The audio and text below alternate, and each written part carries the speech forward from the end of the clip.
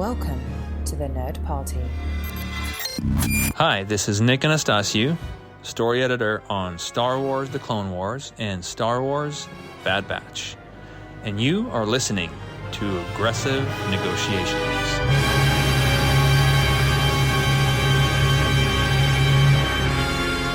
Thank you for joining Aggressive Negotiations, the Star Wars podcast on the Nerd Party Network that is dedicated to exploring all of the nooks and crannies of a galaxy far, far away and possibly other galaxies farther and farther away, too. Who knows? I am one of your hosts, the humble Jedi Master John Mills, and joining me, as I demand, no, as I absolutely force him to do on a regular basis, is Jedi Master Matthew Rushing. Matt, are you enjoying your time in servitude to my whims, for I have commanded you to be here? Well, I don't know where you've gotten up with this big head of yours. I guess you must think yourself some sort of Palpatine or something like that. But dude, you're not even like Padawan level right now. So give it a break, man. Give it a break. Interesting. I really find that interesting. But what I also find interesting is that we could always use some more reviews over on Apple Podcasts. So amble on over there, everybody. Give us some 5-star rating and review. And if you do, we will personally dispatch all of our love and affection through the airwaves right in your direction. And you can, of course, find us on X, Twitter X, at the Jedi Masters. You can find the network at Join Nerd Party, and you can find the Nerd Party on Facebook and Instagram. And even though there are thousands of other options on social media, we're all too busy and too tired to be on any more of them. So we appreciate you. Please find us there if you can. And of course, thenerdparty.com/contact. We'd love to interact with you over there as well. Now, this is one of the trademark surprise topics, and it's something I was pondering because of the series Ahsoka. And it has to do with something that is a little bit of a quibble, but it's an odd one. And it's something that for some reason my brain has really fixated on, Matt. Now, we all know that the Jedi Council does not bequeath upon Anakin Skywalker the rank of Master. And that irks him somewhat in Episode 3. He's outraged by it, in fact. However, he has had a Padawan. This Padawan called him Master. Thrawn himself refers to Anakin as Ahsoka's Master. So what is it that would prevent him from being a Master? Obviously, not every Jedi Master is on the Council. And not everybody on the Council has been a Jedi Master, so far as we know from expanded universe stuff. So what criteria am I missing here? Shouldn't Anakin have been irked several years prior to the fact that they didn't give him the rank of Master? He's had a Padawan. He's been a teacher. Mm-hmm. Yeah, I mean, I guess that's one of the things that Star Wars hasn't really answered ever as to what makes somebody go from a Jedi Knight to being a Jedi Master. Because Obi-Wan Kenobi is, of course, taken up the rank from Padawan to Jedi Knight. And then he's given Anakin as a Padawan, but that doesn't immediately make him a Master. And so I think that's, we don't actually have a story, I don't think, anywhere as to when Obi-Wan transcends from Jedi Knight to Jedi Master. He just is at the level of Master by the time we get to Revenge of the Sith. And so is one of the criteria that your Padawan has to become a Knight?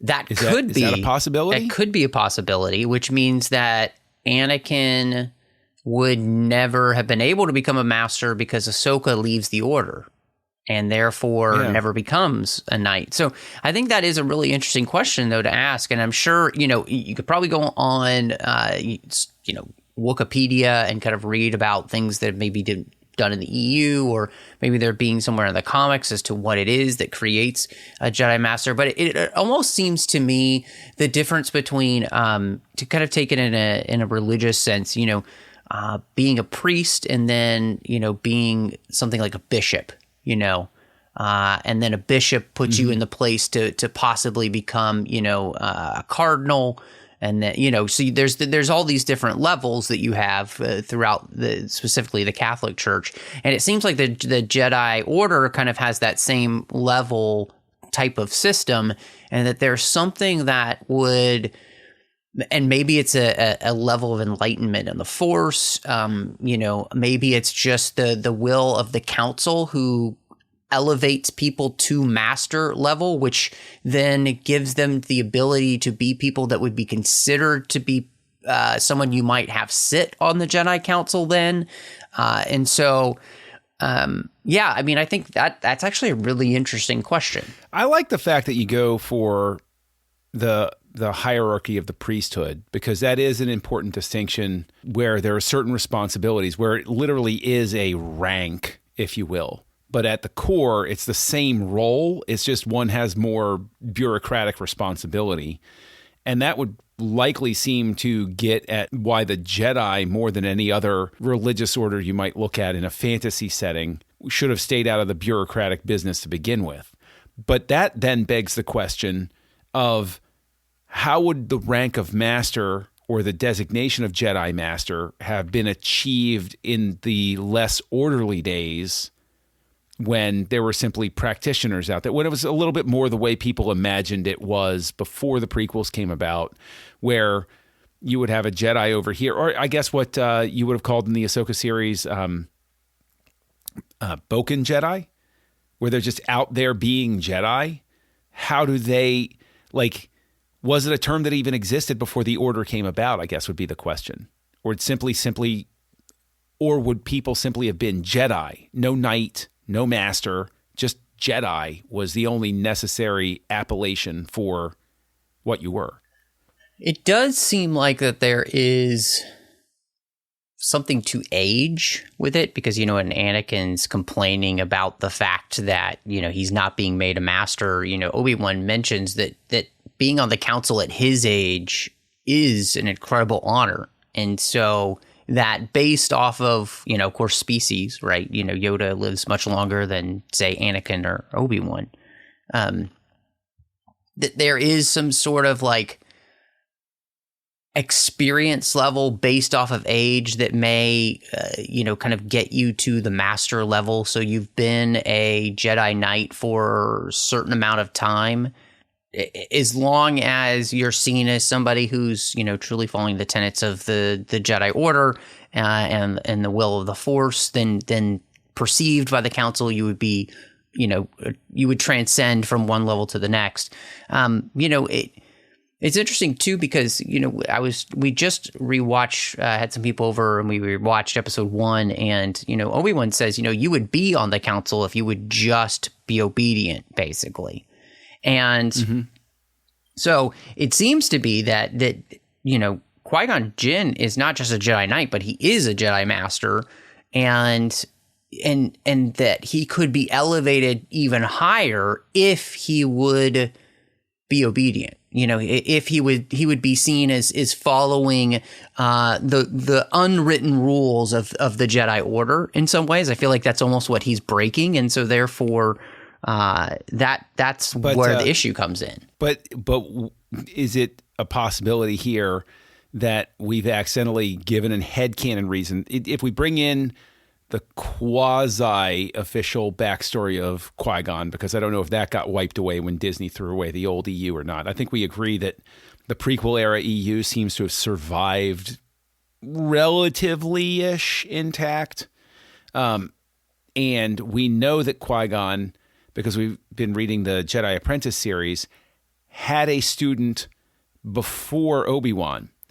So if we say, well, your Padawan has to graduate to Knight, then you wound up answering why he wouldn't have been a Jedi Master, because he hasn't had anybody ascend to knighthood yet. Obi-Wan's still on his way, and Xanatos is his first student who falls to the dark side, but I don't think he ever became a knight. So maybe that is really the distinction, is you have to see a student all the way through. But again, it seems like such a bureaucratic distinction. What you're saying there, though, in some ways does make sense, because when you think about this idea, they say that one of the best ways to be able to learn something is to be able to teach it.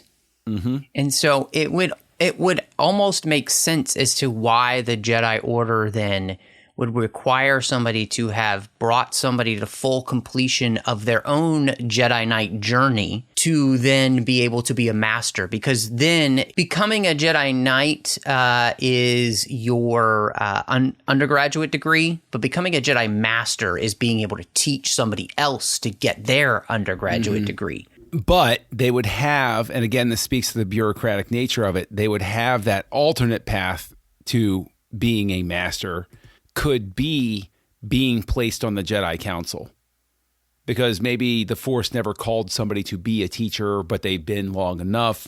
And so Anakin understands previously why he isn't being given the rank of master is because Ahsoka left. That stings, but okay. And then he's given the opportunity to be put on the council. And since there's a limited number of people who can be on the council, then Anakin, that would explain why Anakin's like, oh, yes, this is my shot to be a master, is to get on the council.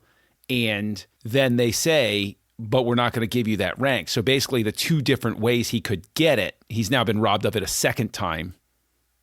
And the thing is, if we go with this explanation, that makes his indignation, that makes it sting a little bit more. I kind of like the headcanon we're building right here, that the ambition in Anakin is he thought he found an alternate way to get what he wanted, and it gets taken away from him again. Well, and I think that actually what you're saying actually speaks to that idea, because one of the things that Windu says and the council itself says is that you're on this council, but we're not giving you the rank of master. And so, it's because their hand obviously is being forced by the Supreme Chancellor at this moment, and they don't have the resources to fight a two-front war. And in fact, they see this as an opportunity, hopefully, to keep it from being a two-front war by quickly ending any threats from the Chancellor's office through Anakin. And what's interesting is that if Anakin actually followed through, he would have been made a Jedi Master. Yes. If he had helped them capture Sidious, he would have been made a Jedi Master. He would have proven himself to be loyal to the Jedi Code and what the Jedi stand for. And instead, of course, he gets trapped in emotion and he gets trapped in possession. And it makes it even more, not tragic, but even more, I don't know whether ironic or not, because that the headcanon I subscribe to is that the line in the original Star Wars that I've argued with a number of friends where he says, when I left you, I was but the learner, now I am the master. Vader is supposed to be, he's like, I'm on the Death Star. Death Star is operational. Guess what? I'm going to take over. I'm going to become the Sith Lord. I'm going to become Emperor of the universe now. I am, the Force is on my side. And so both in Star Wars and Empire, he's got two more shots at becoming, in the case of the Sith, the Master, and he fails at those too. So it's a really interesting legacy of denial for him. He just keeps trying the wrong way to get what he wants.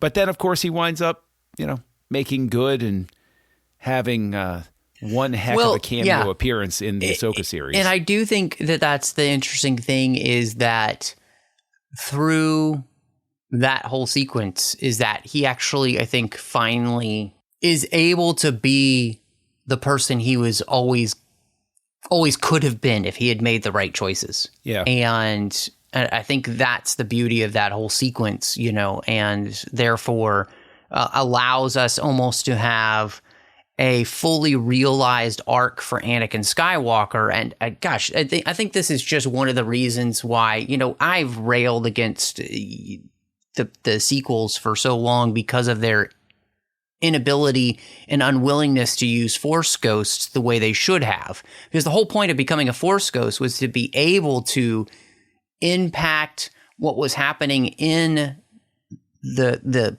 physical world from the outside. Like you were still like that was the whole point of that. And so never using that is frustrating, but I think, we see Filoni just perfectly utilize what Force Ghost could be, and it allows Anakin that almost full redemption, right? Because he's not only completed the task that had been set before him by Yoda all those years ago in the Clone Wars, but he's helped Ahsoka overcome her own demons, right? And finally, I think in many ways fulfill who she can be in a fully realized way. And so it's almost like, he's able to transcend to master in the Force that way. And so, I think it's really interesting, though, the idea of what would be able to create somebody to be a master, because I think the other question that does, get to me in this then is what specifically, if somebody never had a Padawan, what would their service need to be, or what type of person would they need to be able to transcend to master? Would it be their understanding of the Force? I mean, would that I think raises a lot of really interesting questions, because there have to be Jedi that have never trained a Padawan because that was not what they felt called to do through the will of the Force. But Jedi like.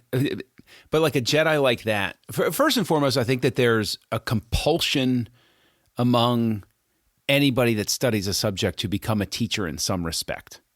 Yeah, but I think the compulsion to share your knowledge, I think, is an innately human. Yeah, that's a good point. And Mon Calamari and Ishi Tibian and all of those, But it's an innately human thing to want to share your knowledge with people. Right. Yeah. And I think that a selfless sharing of the knowledge is the trick. But I think that to your point about not taking a student, you could make an argument that, for instance, Ezra, living what is very obviously the example of a Jedi life out in the wild, still being who he is and modeling a good life that is with the people of that planet, almost like a missionary, I would think you could wind up being designated a rank of master. But I think that I would rather flip that around and say somebody like Ezra out there living the life doesn't care about the rank anymore. He doesn't even care about being a knight. It's not about that. It's about being in tune with the Force. And it's all, I would argue that it's almost like, in a sense, ideally, somebody who becomes a quote unquote Jedi Master would be the person who's not seeking it at all. And it's just something that the Force would wind up bestowing upon them, in a sense, because at the end they would understand that the rank doesn't matter, and it never would matter. Well, I think that you just answered a great question in what I asked. I think you answered the question in the sense that I think what would allow somebody to transcend from knight to master is humility. Like being a Jedi of complete humility and never thinking of yourself more than you ought. Always thinking of others first, the purity of the Jedi code, right?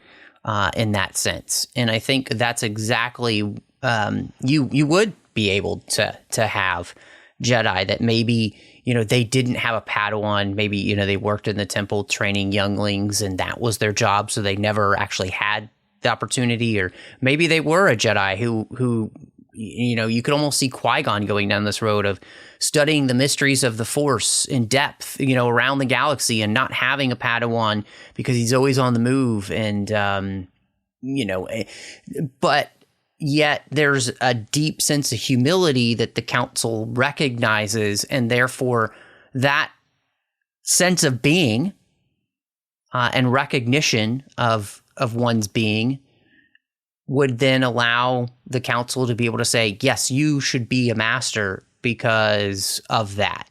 And I think then you might actually even see that person be sought out by other Jedi to learn from, even if it wasn't specific, right, master apprentice role. So, I think that's something that, just these are all things that you could totally dig into. And I think this is also one of the things that the sequels, unfortunately, I think fail out in many ways too, is that we never got this type of discussion of Luke trying to figure out, what was the right path to move forward in creating a new Jedi Order, because it seems like that would be something that would be heavy on Luke's heart to make sure he did not repeat the sins of the past. And, so it's just one more place where that kind of fails. But I think, again, as we were talking about, Ahsoka seems to be touching on, Rebels seem to touch on, and I think it's an incredibly beautiful thing to be able to see some of those questions being answered in interesting, subtle ways. And it's one of those places where, if you're telling the story right, it answers questions you didn't even know you had.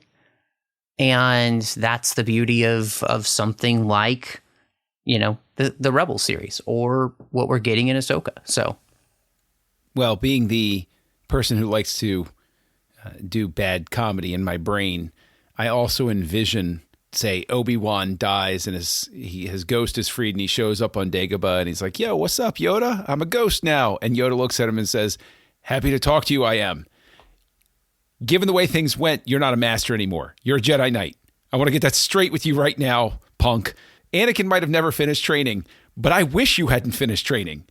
You finishing training ruined everything." Like, I would love to see like an argument like that between Obi-Wan and Yoda. And then Obi-Wan could flip it around and be like, "Oh, really? Oh, really? Do we want to talk about Dooku? Guess what? You're not a Jedi Master either."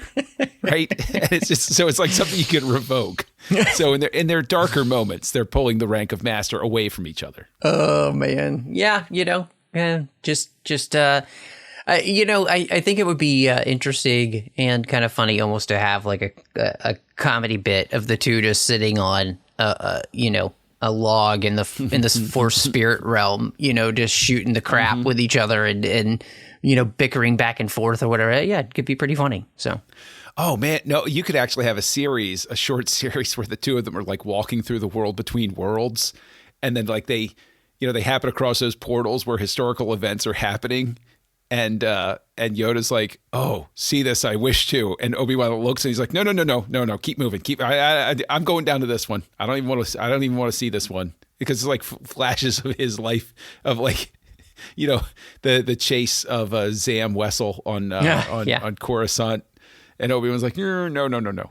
I was picturing them more like, the Peanut Gallery and the Muppets, the old guys. Oh, Statler and Waldorf. Yeah. Oh, now that wouldn't that be funny? Those two, like just want to see. Just like making fun of future Jedi. Yes. Like you just.